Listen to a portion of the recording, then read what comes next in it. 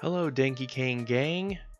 Today is part 1 in our reading series of Vladimir Lenin's State and Revolution.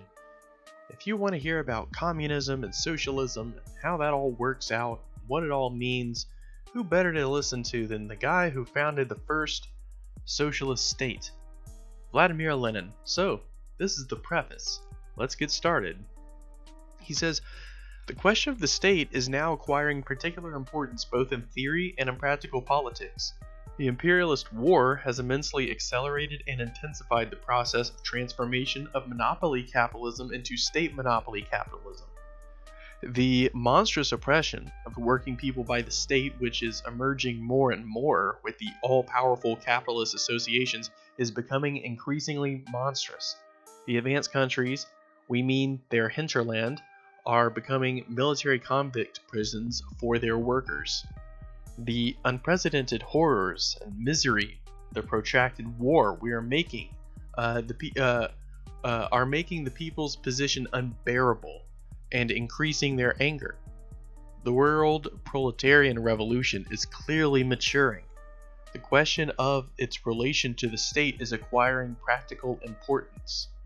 The elements of opportunism that accumulated over the decades of comparatively peaceful development have given rise to a trend of social chauvinism, which has dominated the official socialist parties throughout the world.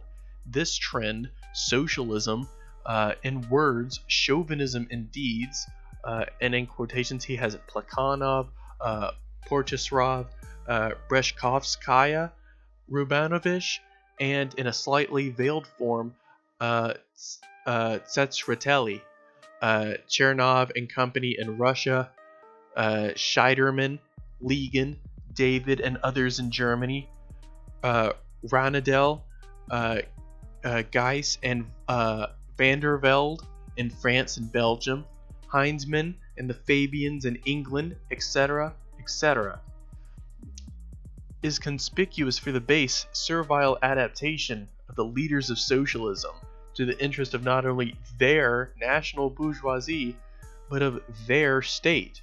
For the majority of the so-called great powers have long been exploiting and enslaving a whole number of small and weak nations, and the imperialist war is a war for the division and redivision of this kind of booty.